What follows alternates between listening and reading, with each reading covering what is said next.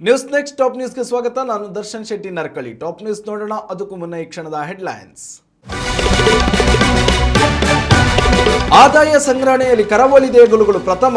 ವರ್ಷಾಂತ್ಯದಲ್ಲಿ ಮಿತಿ ಮೀರಿದ ಪ್ರವಾಸಿಗರ ಸಂಗಮ. ಶಕ್ತಿ ಯೋಜನೆಯಿಂದಾಗಿ ಭಕ್ತಾದಿಗಳ ಸಂಖ್ಯೆ ಮತ್ತಷ್ಟು ಏರಿಕೆ.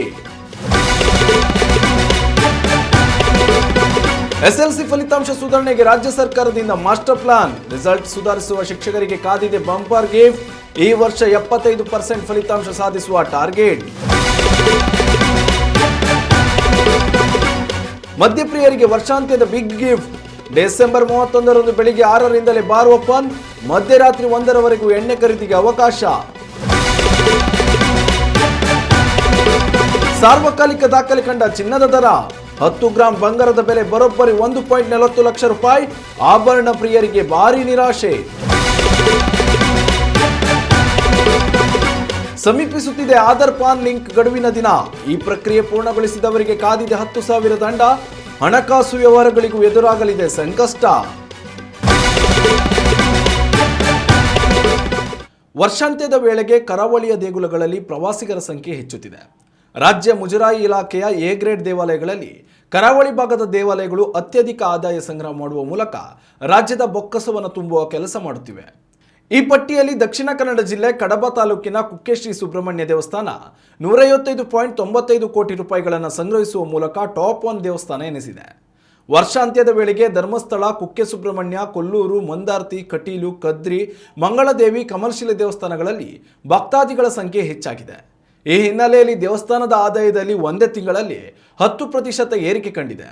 ಕ್ರಿಸ್ಮಸ್ ರಜೆ, ವೀಕೆಂಡ್, ವರ್ಷಾಂತ್ಯ ಇದೆಲ್ಲವೂ ದೇಗುಲದ ಆದಾಯ ಏರಿಕೆಗೆ ಪ್ರಮುಖ ಕಾರಣವಾಗಿದೆ. ಕರಾವಳಿ ಭಾಗದಲ್ಲಿ ಪ್ರವಾಸಿಗರ ಸಂಖ್ಯೆ ಹೆಚ್ಚುತ್ತಿರುವುದರಿಂದ ಹೋಟೆಲ್, ಮಾಲ್, ಟೆಕ್ಸ್ಟೈಲ್ಸ್ ಉದ್ಯಮಗಳಲ್ಲೂ ಲಾಭಾಂಶ ಕಂಡು ಬರುತ್ತಿದೆ. ಮಂಗಳೂರು ನಗರದ ಲಾಡ್ಜ್ಗಳಲ್ಲಂತೂ ರೂಮುಗಳೇ ಸಿಗದಂತಹ ಪರಿಸ್ಥಿತಿ ಇದೆ. ಶಕ್ತಿ ಯೋಜನೆಯಿಂದಾಗಿ ಭಕ್ತರಿಗೆ ಪ್ರವಾಸದ ಖರ್ಚು ಸಹ ಉಳಿಯುತ್ತಿದ್ದು ಎಂದಿಗಿಂತ ಹೆಚ್ಚಾಗಿ ಪ್ರವಾಸ ಮಾಡುತ್ತಿದ್ದಾರೆ. ಹೀಗಾಗಿ ಮುಜರಾಯಿ ಇಲಾಖೆ ಲಾಭ ಗಳಿಸುವಲ್ಲಿ ಶಕ್ತಿ ಯೋಜನೆ ಪಾತ್ರ ಕೂಡ ಮಹತ್ವದಾಗಿದೆ. ಉತ್ತಮ ಸಂಸ್ಕಾರಯುತ ಶಿಕ್ಷಣದೊಂದಿಗೆ VSS English medium CBSE school Udupi Muddur. ನರ್ಸರಿಯಿಂದ 10ನೇ ತರಗತಿವರೆಗೆ ಶಿಕ್ಷಣದ ಜೊತೆಗೆ 5ರಿಂದ 10ನೇ ತರಗತಿವರೆಗಿನ ವಿದ್ಯಾರ್ಥಿನಿಯರಿಗೆ ಉತ್ತಮ ಹಾಸ್ಟೆಲ್ ಸೌಲಭ್ಯವೂ ಇದೆ. ನಿಮ್ಮ ಮಕ್ಕಳ ಪ್ರವೇಶಾತಿಗಾಗಿ ಈ ಸಂಖ್ಯೆಗೆ ಕರೆ ಮಾಡಿ.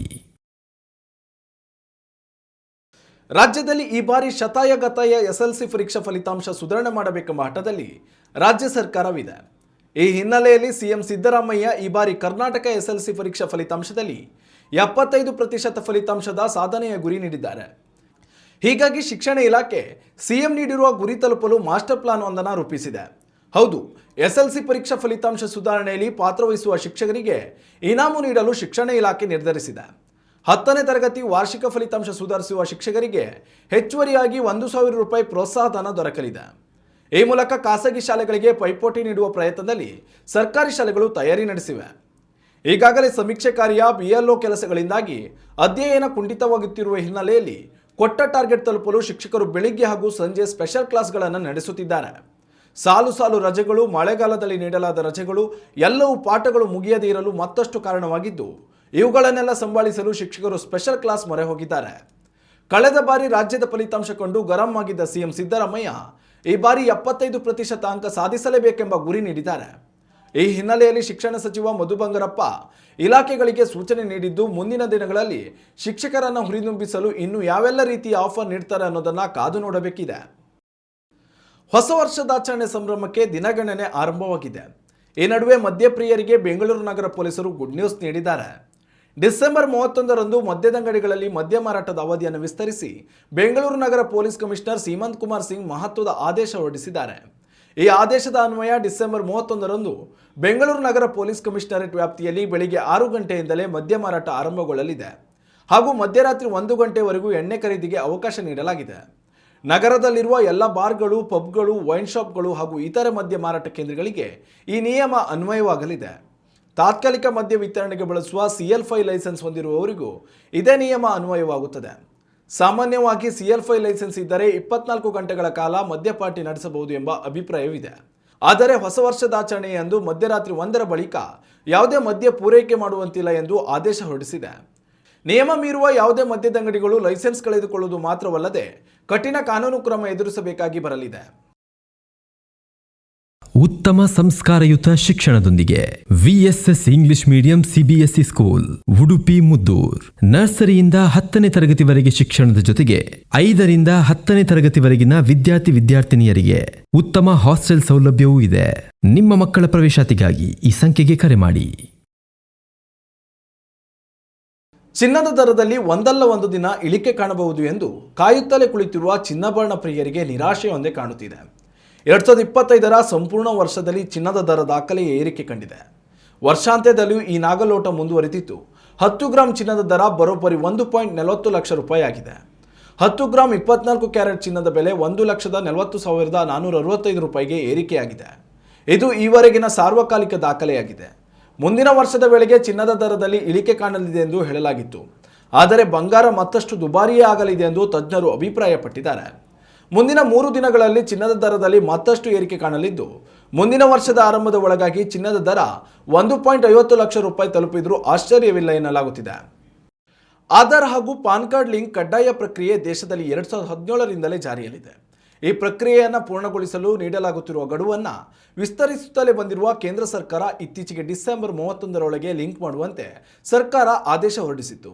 ಈ ಆದೇಶದ ಪ್ರಕಾರ ಈ ಗಡುವು ಪೂರ್ಣಗೊಳ್ಳಲು ಇನ್ನೇನು ಬೆರಳೆಣಿಕೆಯ ದಿನಗಳು ಬಾಕಿ ಉಳಿದಿದೆ. ಆದರೂ ಇನ್ನು ಅನೇಕ ಮಂದಿ ಈ ಆಧಾರ್ ಪಾನ್ ಲಿಂಕ್ ಮಾಡುವ ಗೋಜಿಗೆ ಹೋಗಿಲ್ಲ. 2024ರ ಅಂಕಿಅಂಶಗಳ ಪ್ರಕಾರ ಸುಮಾರು 11.48 ಕೋಟಿ ಮಂದಿ ಲಿಂಕ್ ಮಾಡಿಕೊಂಡಿಲ್ಲ. ಈ ಪೈಕಿ ಅರ್ಧದಷ್ಟು ಮಂದಿ ಈ ವರ್ಷ ಲಿಂಕ್ ಮಾಡಿದರೂ ಇನ್ನೂ 5.67 ಕೋಟಿ ಮಂದಿ ಬಾಕಿ ಇದ್ದಾರೆ ಎಂದು ಅಂದಾಜಿಸಬಹುದಾಗಿದೆ. ಯಾರೆಲ್ಲ ಇನ್ನೂ ಈ ಪ್ರಕ್ರಿಯೆ ಪೂರ್ಣಗೊಳಿಸಿಲ್ಲವೋ ಅವರ ಪಾನ್ ಕಾರ್ಡ್ ಜನವರಿ 1, 2026ರಿಂದ ನಿಷ್ಕ್ರಿಯಗೊಳ್ಳಲಿದೆ. ಇದಾದ ಬಳಿಕ ಆದಾಯ ತೆರಿಗೆ ರಿಟರ್ನ್ ಸಲ್ಲಿಸಲು, ತೆರಿಗೆ ಮರುಪಾವತಿ ಪಡೆಯಲು ಹೊಸ ಬ್ಯಾಂಕ್ ಖಾತೆ ತೆರೆಯಲು ಸಾಧ್ಯವಿಲ್ಲ. ಅಲ್ಲದೆ TDS ಮತ್ತು TCS ಮೇಲೆ 20% ಹೆಚ್ಚು ತೆರಿಗೆ ಅನ್ವಯವಾಗುತ್ತದೆ. ಇದು ಮಾತ್ರವಲ್ಲದೆ ನಿಷ್ಕ್ರಿಯಗೊಂಡಿರುವ ಪಾನ್ ಕಾರ್ಡ್ ಬಳಸಿ ಯಾವುದಾದರೂ ವ್ಯವಹಾರ ನಡೆಸಲು ಮುಂದಾದರೆ ಸೆಕ್ಷನ್ 272B ಅಡಿಯಲ್ಲಿ ಪ್ರತಿ ಪ್ರಕರಣಕ್ಕೆ 10,000 ರೂಪಾಯಿ ದಂಡ ವಿಧಿಸಬಹುದಾಗಿದೆ. ಪಾನ್ ಪುನಃ ಸಕ್ರಿಯಗೊಳಿಸಲು 1,000 ರೂಪಾಯಿ ದಂಡ ಪಾವತಿಸಬೇಕು. ಹೀಗಾಗಿ ಈ ವರ್ಷದ ಒಳಗಾಗಿ ಆಧಾರ್ ಪಾನ್ ಲಿಂಕ್ ಪ್ರಕ್ರಿಯೆ ಪೂರ್ಣಗೊಳಿಸುವಂತೆ ಆದಾಯ ತೆರಿಗೆ ಇಲಾಖೆ ಸೂಚನೆ ನೀಡಿದೆ. ಇನ್ನಷ್ಟು ತಾಜಾ ಸುದ್ದಿಗಳಿಗಾಗಿ ನೋಡ್ತಾ ಇರಿ ನ್ಯೂಸ್ ನೆಕ್ಸ್ಟ್. ಇದು ವರ್ತಮಾನದ ಕೈಗನ್ನಡಿ. ಉತ್ತಮ ಸಂಸ್ಕಾರಯುತ ಶಿಕ್ಷಣದೊಂದಿಗೆ VSS English medium CBSE school Udupi Muddur. ನರ್ಸರಿಯಿಂದ 10ನೇ ತರಗತಿವರೆಗೆ ಶಿಕ್ಷಣದ ಜೊತೆಗೆ 5ರಿಂದ 10ನೇ ತರಗತಿವರೆಗಿನ ವಿದ್ಯಾರ್ಥಿನಿಯರಿಗೆ ಉತ್ತಮ ಹಾಸ್ಟೆಲ್ ಸೌಲಭ್ಯವೂ ಇದೆ.